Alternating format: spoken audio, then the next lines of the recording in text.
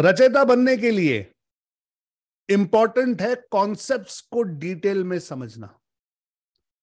आज हम वो 12-15 साल के स्टूडेंट नहीं है कि कहीं पर कोई हमें कुछ समझाना शुरू करे, कुछ सिखाना शुरू करे तो हमें फटाफट समझ में आ जाएगा, हम फटाफट एक्शन लेने लगेंगे। आज हम सभी के ऊपर जिम्मेदारियां हैं, टेंशन्स हैं, प्रेशर्स हैं, काम है, फैमिली है, पर्सनल लाइफ है, प्रोफेशनल लाइफ है। इतनी सारी चीजें हैं जिन पर ध्यान देना है। इतनी सारी चीजों पर ध्यान देते हुए अपने आप को अपग्रेड करना, अपना सॉफ्टवेयर अपग्रेड करना, अपना हार्डवेयर, अपने शरीर को तैयार करना, ये बहुत पेशेंस और बहुत एफर्ट्स का काम है। खास करके जब आप एक महिला हो।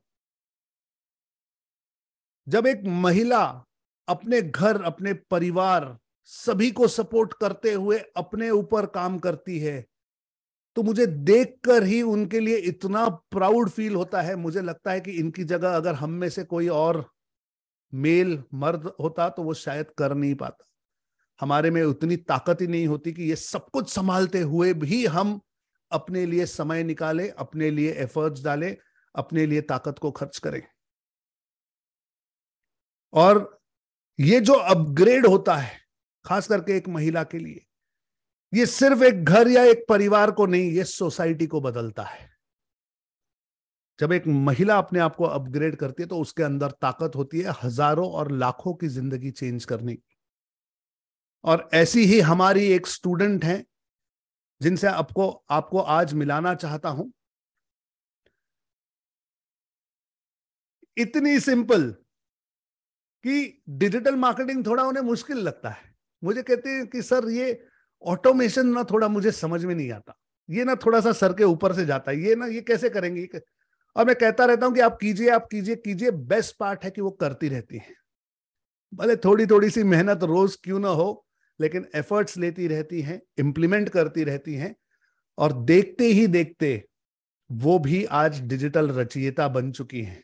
उन्होंने खुद अपना इकोसिस्टम क्रिएट करके दिखाया है। और सिर्फ मेहनत से भी आप बहुत रिजल्ट्स ला सकते हो, इसका जीता जागता एग्जाम्पल है हमारी डिजिटल आजादी की अगली रचयिता, जिनका नाम है उषा लदार जी। प्लीज स्वागत कीजिए उषा जी का। चैट में लिखिए more power to you Usha जी। स्वागत है आपका उषा जी इस इंटरव्यू में। What a journey, what a journey. कहां से शुरू किए थे और कैसे आप अपने आप को डेवलप कर रहे हो, ये देखकर भी मुझे बहुत खुशी होती है। फैंटास्टिक। सबसे पहले तो कॉन्ग्रेचुलेशंस, आप डिजिटल रचयिता बन चुकी हैं। कैसे फील हो रहा है आज? सर बहुत अच्छा सर, बहुत बहुत अच्छा। तो उषा जी आज हम सब आपकी कहानी जानना चाहते हैं। उषा जी कहां से हैं, क्या करती हैं, परिवार को संभालते हैं। मैं जानता हूं आपको पर्सनली, लेकिन प्लीज ऑडियंस के लिए एक बार सम अप कीजिए और बताइए कि डिजिटल मार्केटिंग तक आप कैसे पहुंची है, आपकी कहानी क्या है। ठीक है सर, मेरा जो बैकग्राउंड है, मैं गांव से थी, हरियाणा करनाल से हूँ। और गांव में ही स्कूलिंग हुई 5th तक। फिर मैं गांव से शहर जाने वाली पहली लड़की थी हमारे गांव की। और स्कूल में मैंने अच्छा करा। और सर स्टार्टिंग से ही मुझे ये रहता था, जैसे कि गांव में भी पंचायत के गेम होते हैं या कुछ भी होता है, चाहे लड़के हों या लड़कियां, तो मैं आगे खड़ी रहती थी। एक मैं सब घर में सबसे बड़ी हूँ, तो सारे छोटे मेरे भाई हैं। मतलब मुझे लड़कों वाले गेम भी सारे आते थे, बॉयज वाले। तो जैसे ही गांव की पंचायत में अगर 100 मीटर की रेस रखी है गांव वालों ने पंचायत में, तो मैंने 100 में भी दौड़ना है। 200 रखी है तो उसमें भी दौड़ना है। अगर बड़ी रखी है तो उसमें भी दौड़ना है, और सभी में जीतना है। तो मुझे जो मेरे गांव के कुछ बड़े होते थे वो एक दो में रोकते थे, मगर मतलब कि पकड़ के खड़े होते थे कि नहीं ये दौड़ जाएगी, मतलब पकड़ के रखते थे मुझे। तो सर ऐसे ही फिर मुझे मतलब ये रहता था कि जो भी मैं करूं, मतलब मैं उसमें जानी जाऊं। मतलब स्टार्टिंग से था ये मुझे, बचपन से। जैसे गांव में बच्चे खेलते, हम आस पड़ोस के बहन भाई जहाँ खेलते, वो कई बार ऊंची दीवार से कूद जाते थे। तो मुझे लगता था मैं भी कर सकती हूँ। हालांकि मेरे जो ब्रदर्स थे रोकते थे मुझे कि नहीं गिर जाएगी, लेकिन मैं फिर भी वहां से कूदने की मतलब कूद ही जाती थी एटलीस्ट, मतलब जब तक प्रैक्टिस करते करते। तो सर फिर मैं शहर गई, शहर जाने वाले भी अपने गांव की पहली लड़की थी। उसके बाद फिर मेरे गांव की लड़कियां शहर जाने लगी, मतलब पहले पापा छोड़ के आते थे, फिर हम बस से ट्रेवल करने लगे, तो ऐसे ऐसे चलता रहा। फिर सर स्कूलिंग मेरी अच्छी रही, बहुत अच्छे मार्क्स आए गांव में, मतलब जितने भी हम बॉयज गर्ल्स थे तो सब में मैंने टॉप करा। तो फिर पापा ने मतलब बाहर जाने का डिसीजन लिया, तो करनाल में मुझे एक हॉस्टल में छोड़ा गया। तो तब भी गांव वालों ने, जो चाचा ताऊ है, थोड़ा सा ऐतराज जताया कि भाई लड़की को बाहर भेजना ठीक नहीं है ऐसे। तो पापा ने कहा नहीं, कराना, मतलब जाना है। तो वो हॉस्टल में मैं रही। हॉस्टल में भी सर मैं जो भी काम होता था, मतलब ऑलमोस्ट, मतलब मेरा उनमें पार्टिसिपेशन होता था, हर चीज, हर काम, चाहे गेट टुगेदर है उसमें किसी भी तरह का भी मैंने पार्टिसिपेट करना था। और कॉलेज में भी सर बहुत अच्छा गया, मार्क्स भी अच्छे आते थे, मतलब फर्स्ट डिवीजन रही है हमेशा बचपन से। और सर उसके बाद फिर एक एनसीसी आया हमारे स्कूल में कि भाई कॉलेज में एनसीसी होता था, मैंने वो ज्वाइन करा। तो उसमें मैंने पूछा कि भाई एनसीसी में हम क्या कर सकते हैं इस दौरान। तो उन्होंने कहा कि एक सबसे अच्छा होता है कि 26 जनवरी के दिन हम राजपथ पे परेड करते हैं, उसमें इन बच्चों की सिलेक्शन होती है। और सर मेरा आर्मी में इंटरेस्ट तब तक बन चुका था कि मुझे नहीं, मुझे मिलिट्री में जाना है या देश की सेवा करनी है, इस तरह का। तो पहले सोचा कि नहीं, पहले एक छोटा लक्ष्य है, इसको पूरा करते हैं कि मैं राजपथ पे जाती हूँ। तो मैंने सर ट्रेनिंग ली, मतलब एनसीसी के कैंप्स कॉलेज में ही लगते थे। फिर धीरे धीरे उन्होंने कहा कि हम कोच से बात करते, वो कहते नहीं कोई भी जा सकता है, वो बहुत अच्छे से बताते थे। तो फिर मैंने सर इसको थोड़ा सा सीरियस लिया, और करनाल में मैं सिलेक्ट हुई। मतलब दो लड़कियां थी हमारे ही कॉलेज की, हम दोनों ने डिसाइड करा, वो कॉमर्स से थी, मैं आर्ट्स से थी। तो हमने कहा कि हमने वहां पर चल के आना है, उसने भी कहा कि ठीक। तो सर हम करनाल के कॉलेज से दो लड़कियां थी, पूरे कॉलेज से। फिर सर कुरुक्षेत्र यूनिवर्सिटी में सिलेक्शन हुई, जितने भी कॉलेजेस हैं उनमें भी हम ही दो ही गई, मतलब दो सोनीपत की लड़कियां थी उधर से। तो हम 4-5 हरियाणा की होगी। सर फिर चंडीगढ़ में पूरे हरियाणा, पंजाब, हिमाचल, कश्मीर का सिलेक्शन हुआ, उसमें भी मैं आगे रही, और मेरे साथ वो मेरी फ्रेंड भी रही, हम दोनों मतलब साथ रहे। सर जब दिल्ली हम 1 महीना रहे, 2 जैन को आगे थे और 30 जैन तक रहते हैं। तो वहां पर जब रहे तो सर वहां पर ऐसा हुआ कि मैं आर्मी कैंडिडेट थी, और सॉरी, मैं एयरविंग कैंडिडेट थी, और मेरी वाली लड़कियां और भी हाइट में लंबी होती हैं, तो वो मेरे से ज्यादा थी। तो सर सबकी सिलेक्शन होगी, लास्ट में हम 3 कैंडिडेट बचे, और 3 में से सर 2 लेने थे। तो बहुत हार्ड था, लेकिन मैंने इतना फेथ रखा अपने ऊपर, मतलब कि मैंने ये नहीं सोचा कि नहीं, मैं ये सोच रही कि मैं राजपथ पे चली हूँ। जैसे ही वो ड्रिल करते, बहुत एक लंबी स्टेज होती थी, उस पे से वहां तक का मार्च पास वो करवाते थे। तो सर मैं जब मैं चलती तो मैं ऐसे सोचती थी कि मैं उस पे चल रही हूँ, मतलब राजपथ पे मैं चल रही हूँ। और सर गन हाथ में होती थी, वो बहुत हैवी होती थी, लेकिन वो प्रैक्टिस हो चुकी थी हमारी अम्बाला कैंट में, उंगली में टांगे टांगे, तो उस चीज के लिए नहीं था। लेकिन वो हमारी कम से कम सबके 2 या 3 राउंड हुए, हमारे कम से कम 15 से 20 राउंड हुए सर, तीनों लड़कियों के। और सर एट लास्ट में मतलब मुझे सिलेक्ट किया गया।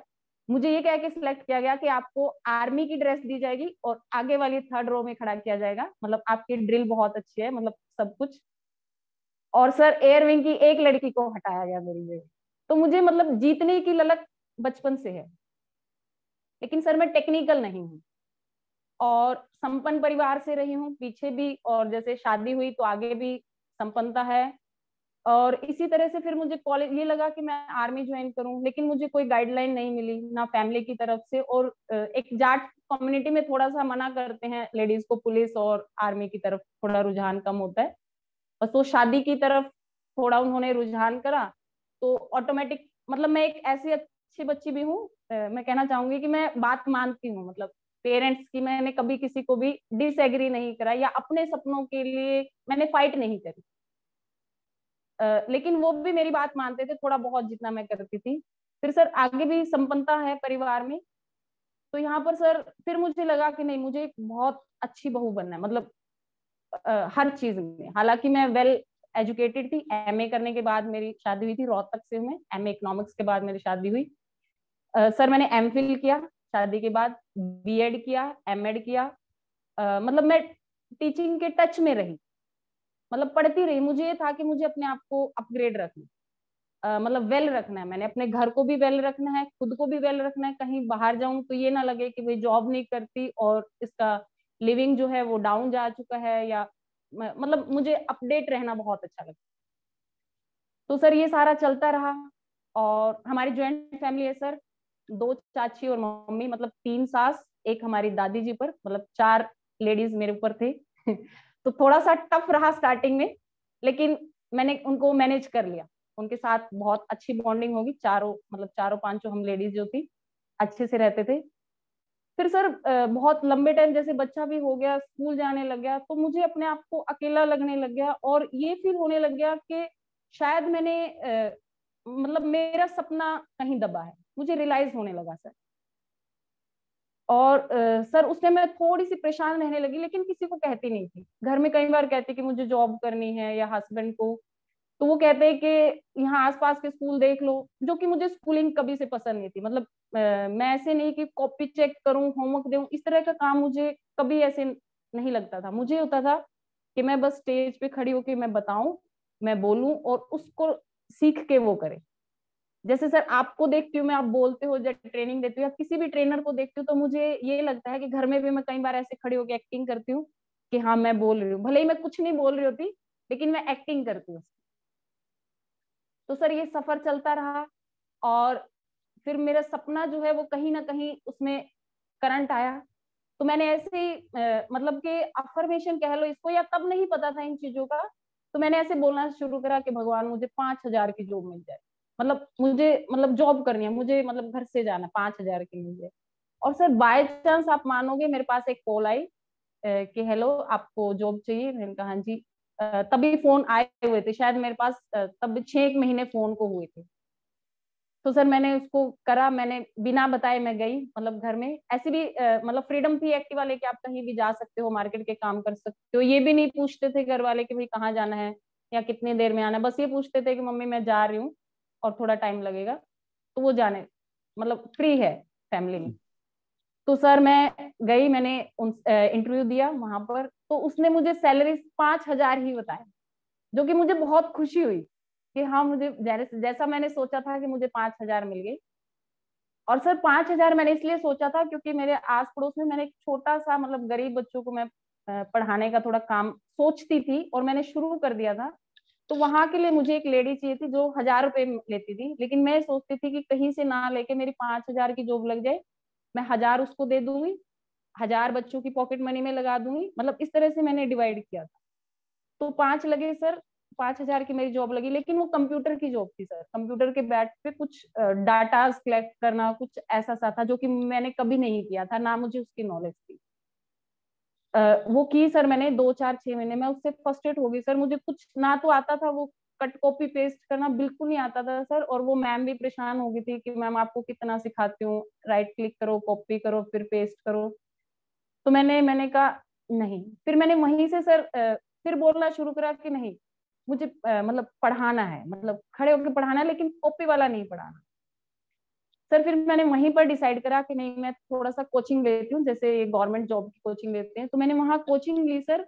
मैंने एग्जाम क्लियर करने के लिए नहीं ली, मैंने ये लिया कि ये सर कैसे पढ़ाते हैं, जैसे वो जीके पढ़ाते हैं तो वो कैसे पढ़ाते हैं, और वो हिस्ट्री को कैसे समझाते हैं, पॉलिटिकल को कैसे समझाते हैं। क्योंकि मैं स्टडी के टच में रही, एग्जाम्स वगैरह भी देती थी, तो मुझे उस चीज की नॉलेज थी कि, और एक बार मैंने एचसीएस का प्री भी मेरा क्लियर हो गया था, फिर मेन नहीं हो पाया था, तो मैं ऐसे प्रिपरेशन करती थी। तो सर तभी मुझे हुआ कि एक इंस्टीट्यूट से कॉल आई कि ऐसे ऐसे हमारे यहाँ ऑफर चल रहा है 3,000 में, आप 3 महीने कोचिंग ले, ये करे वो करे। तो मैंने सोचा अरे वाह, छोड़ देती हूँ, 3,000 है मेरे पास, एक वो करती हूँ ज्वाइन। मैंने वो ज्वाइन करा सर। वहां पर जो सर हिस्ट्री पढ़ाते थे ना, वो इतना अल्टीमेट पढ़ाते थे, मतलब मुझे उनकी हर बात समझाना बताना वो बहुत अच्छी लगती थी, और उन्हीं की एक्टिंग में घर आके करती, मतलब वही चीज सीखने के लिए मुझे खुद लर्न नहीं करना होता था, मैं जो वो पढ़ाते थे मैं वही बोलती। तो सर ऐसे करके मैंने 3 4 महीने ट्रेनिंग ली, और उसके बाद फिर मैंने कहा कि नहीं, मुझे 5,000 की, मतलब मुझे 15,000 चाहिए। कि हे भगवान, मेरी 15,000 की जॉब लग जाए, 5 तो बहुत कम होते हैं, झट से फिनिश हो जाते हैं, मतलब मुझे ऐसे लगने लगा कि 5 में कुछ नहीं होता। और सर आप मानोगे, लगभग 3 4 महीने में मैं रात को बोल के सोती थी। मुझे तब ये सबकॉन्शियस माइंड इन चीजों का कुछ नहीं पता था, ये मैंने कोरोना काल में सारा पढ़ा, वीडियोस देखनी शुरू करी। उस टाइम मैं जस्ट वैसे ही करती थी कि हो जाए, और सर तभी मेरे पास कॉल आई कि भाई ऐसे ऐसे एक जीके की टीचर है, और सर मेरे साथ एक और स्टूडेंट पढ़ता था, उसके थोड़े रिकमेंडेशन थे कि उषा आप पढ़ा सकते हो। मैं कहा हाँ जी। कहते ऐसे ऐसे एक लेक्चर तैयार कर लो, आपको डेमो दिलवाते हैं। मैं कहा ठीक है।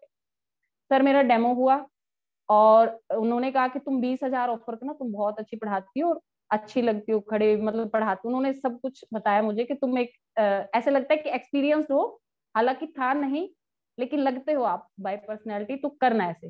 मैंने कहा ठीक है। उन्होंने कहा कि 20,000 मांगना तुमसे। मैंने कहा ठीक है। फिर सर मुझे लगा अंदर से कि नहीं, मैंने तो भाई मैंने, मेरे पास तो कुछ एक्सपीरियंस नहीं, और मैं 20 क्यों मांगू, मुझे 15 ही चाहिए। फिर मैंने सोचा 18 मांगती हूँ, 15 तो वो कर देंगे। सर मैंने 18 का ऑफर करा, डेमो बहुत अच्छा गया।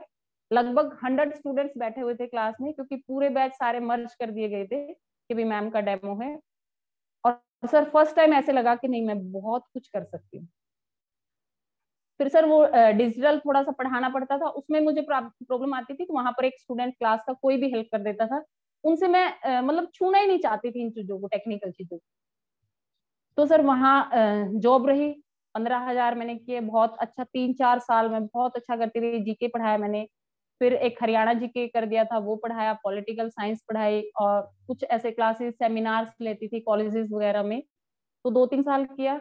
फिर कोरोना आ गया, कोरोना के बाद फिर कुछ टाइम घर रहे ऑनलाइन से। फिर मुझे वही फियर था कि ऑनलाइन कहाँ, जूम मीटिंग, ये सब चीजें फिर मुझे परेशान करने लगी। उस दौरान सर मैं जैसे सदगुरु हैं एक, जग्गी वासुदेव जी, उनको सुनने लगी। मतलब बाय चांस वो आते थे तो मैं उनको सुनती थी, मुझे बहुत अच्छा लगता था। तो एक दिन उन्होंने कहा कि आप वो काम करो, मतलब किसी के अंडर काम मत करो, अपनी इच्छा से, अपने दिल से काम करो। तो सर जैसे वो दोबारा इंस्टीट्यूट शुरू हुए तो मैंने वहां जाने से मना कर दिया। हालांकि उन सबको ये लगा कि मैम अपना खोलेंगे, और जो कि मेरे माइंड में नहीं था कि मैं अपना खोलूं।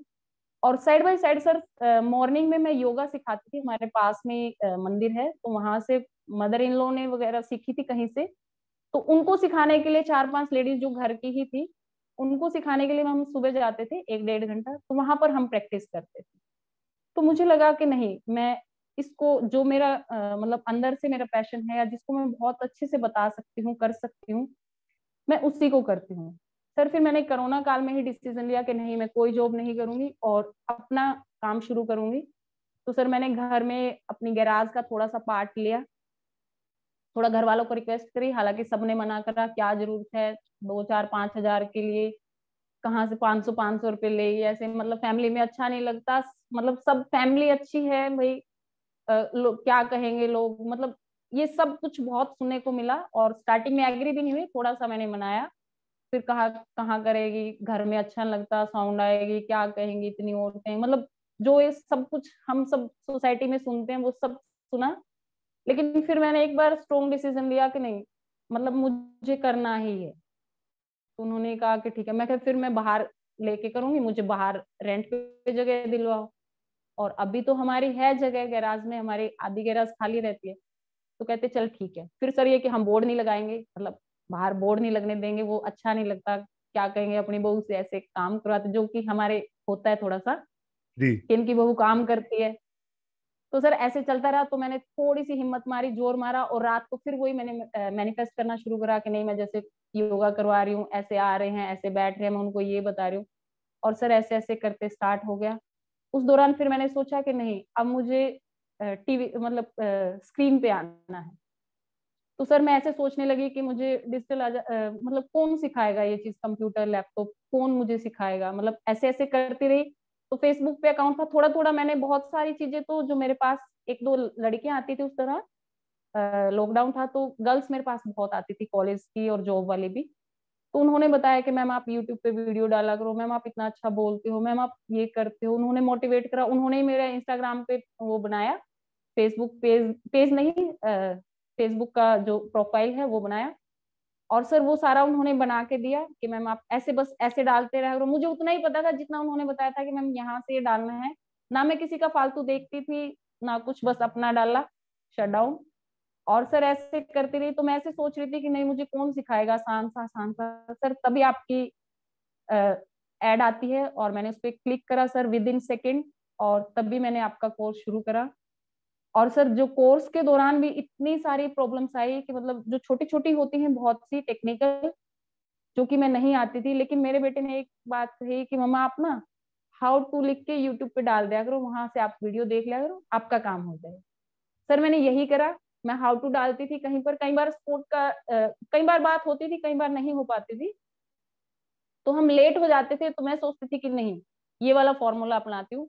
तो ये वाला जब मैंने अपनाया सर, मैंने स्पोर्ट को कॉल भी बहुत कम किया, तो ऑलमोस्ट मैं वहीं से प्रॉब्लम सॉल्व हो जाती थी। कुछ उसके स्कूल आने के बाद मैं पूछ लेती थी, क्योंकि बच्चे टेक्निकल होते हैं, तो थोड़ी थोड़ी सी चीजें होती थी, कहीं टिक करना कहीं कुछ करना, तो वो होता गया। और सबसे ज्यादा हेक्टिक था सर वेबसाइट। मतलब वेबसाइट से मुझे बहुत डर लगा, मतलब मैं पूरी रात कई बार जागी हूँ, 2-2 ढाई बजे तक, वो पिक्चर का साइज बनाना, वो उसमें डालना, वो मतलब वो ग्राफ मेरा बिल्कुल नीचे तक गया, और मुझे जब नीचे गया था सर ग्राफ, तब ऐसे लग रहा था कि मैं पता नहीं उठ पाऊंगी कि नहीं। लेकिन फिर भी मैंने वही सोचा, जैसे मैं राजपथ पे चलते देखी कि नहीं मैं रचयिता का अवार्ड ले रही हूँ, ले रही हूँ, ले रही हूँ, और सर फिर वो ऐसे उठ गया और पता ही नहीं चला। फैंटास्टिक। आपकी मैनिफेस्टेशन की पावर को मानना पड़ेगा। जो आप सोचती हैं फिर उसके पीछे पड़ जाती हैं और वो आप करके रहती हैं। ये क्वालिटी बहुत लोगों में नहीं होती उषा जी, जो आप में है। सो कॉन्ग्रेचुलेशंस ऑन दिस। आपकी स्ट्रॉन्ग डिटर्मिनेशन और स्ट्रॉन्ग एक्शन टेकिंग कैपेसिटी जो है वो अमेजिंग है। और घर परिवार बच्चों को संभालते हुए जब कोई ये करता है तो आप सभी को हैट्स ऑफ। आपकी जगह हम लोग नहीं कर पाते ये। जाते जाते प्लीज, अभी बहुत सारे स्टूडेंट्स रचयिता बनना चाहते हैं, कुछ 2-3 टिप्स उन्हें दीजिए कि वो जल्दी से आप ही की तरह रचयिता बन जाएं और यहां पर इंटरव्यू देने आए। किन चीजों पर ध्यान देना चाहिए इन लोगों ने, उषा जी? सबसे पहले तो मैं कहूंगी सर, कंसिस्टेंटली आपको काम करना, जैसे हर रोज का हर रोज काम करना। सर जैसे आपने क्लैरिटी शीट हमें दी थी, मैंने दोपहर के दोपहर, तब हमारे जब मैंने ज्वाइन करा था जुलाई में, कंस्ट्रक्शन का काम उसी दिन शुरू हुआ था और दिसंबर तक चला है सर। मैंने शोर होता था, बहुत बहुत सारी चीजें ऐसी होती थी, मैं लैपटॉप लिए कभी इधर जाती थी कभी उधर, मतलब पूरे घर में ऐसे घूमती थी। लेकिन सर मैंने जो भी आप काम देते थे, वीकेंड का मैं वीकेंड पे ही खत्म करने की कोशिश करती थी। और सर कभी ये नहीं सोचा कि भाई आज नहीं कल करूंगी। सबसे पहली बात होती है कि कंसिस्टेंटली आपको काम करना है, नहीं होता है तो यूट्यूब एक बहुत अच्छी चीज है, उस पर हाउ टू डाल के आप सर्च करिए, आपको उनमें से 10 वीडियो में से सर एक हमारे काम की होती है। कई चीजें हमारे काम की नहीं होती, लेकिन उनमें से एक हमारे काम आ जाती है। और एक मैं सर कहूंगी कि आप धैर्य बना के रखें, क्योंकि कई बार हम ऐसे हो जाते हैं कि नहीं अब मेरे से नहीं हो। क्योंकि मेरा ये मानना है कि जब हम ग्रेजुएशन के बाद फॉर्म अप्लाई करते हैं, एटलीस्ट तब हम 15 से 20 साल के बीच के होते हैं, तो वो 15 साल हमने लगाए होते हैं, तब हम सिर्फ फॉर्म अप्लाई करते हैं। जॉब मिलेगी ना मिलेगी उसके बाद की गारंटी, वो बाद की बात है। लेकिन तब तक सर, अब ये देखो वहां तक इतना लंबा पीरियड हमने लगाया है, तो ये तो एक बहुत छोटा सा टाइम है, 3 महीने। लेकिन 3 महीने इतनी जल्दी चले जाते हैं। आज एक हैकाथॉन हुई, फिर जब तक आपने नहीं किया अगली हो जाएगी, नहीं किया तो अगली हो जाएगी, और ऐसे ऐसे करके आप रह जाओगे। लेकिन अगर आप करते जाओगे साथ के साथ, अरे इसमें भी हो गया, इतना अच्छा लगेगा कि अब सर क्या सिखाने वाले हैं वो भी मैं फटाफट करूं, और नेक्स्ट क्या सिखाएंगे वो भी मैं फटाफट करूं, तो हो जाता है सर। बिल्कुल डिफिकल्ट नहीं है, लेकिन उसके साथ धैर्य और कंसिस्टेंटी आपको रखना पड़ेगा। दो बड़ी अमेजिंग सी टिप्स दी हैं उषा जी ने। कंसिस्टेंटली एक्शन लेते रहिए और संयम बनाकर रखिए, धैर्य रखिए। आज नहीं तो कल आप थोड़ा थोड़ा सा प्रोग्रेस करते हुए ही क्यों ना आगे बढ़े, लेकिन ये बड़ा सा मुकाम, ये पूरा चेंज, ये इकोसिस्टम बनाना आप 100% सीख सकते हो। मेरे पास शब्द नहीं है उषा जी कहने के लिए कि आज यहां पर आपकी कहानी सुनकर हर कोई, मेल फीमेल बच्चे जितने लोग आपको सुन रहे हैं, हर कोई इंस्पायर हो रहा है। और हर किसी को आप ये प्रूव कर रही हैं कि अगर आप डिटरमाइंड हो, अगर आपके दिमाग में ये पिक्चर आने लग जाए कि हाँ मैं ये कर रही हूं, और आप वो विजुअलाइज करने लग जाओ, उसे मैनिफेस्ट कर लो, तो ऐसी कोई चीज नहीं है इस दुनिया में जो आप कर नहीं सकती। और अपने टेक्निकल डर, जो टेक्निकल चीजों से आपको डर रहा है, उस डर के ऊपर आपने जीत हासिल की है, अपनी खुद की वेबसाइट बनाई है, अपना पूरा सोशल मीडिया, सारे कंटेंट, सारा इकोसिस्टम क्रिएट करके आज आप रचयिता बन चुकी हैं। उषा जी, ये मेरा सौभाग्य है कि आप डिजिटल आजादी का हिस्सा हैं और यहाँ हम आपकी कुछ हेल्प कर पाए, आपको डिजिटल मार्केटिंग से हम थोड़ा सा अवगत करा पाए। लेकिन ये आपका जो एक्शन लेने का जज्बा है, इसे सल्यूट है मेरी तरफ से। कॉन्ग्रेचुलेशंस अगेन आपको, आपके परिवार को, आपके बच्चों को, जिन्होंने आपको इतना संभाला है, इतनी खुली आजादी दी है और आपको सपोर्ट कर रहे हैं, उनको भी शत शत नमन है मेरा। Thank you so much Usha जी, आपके समय के लिए और वेरी आपके मच थॉट्स सर। के लिए।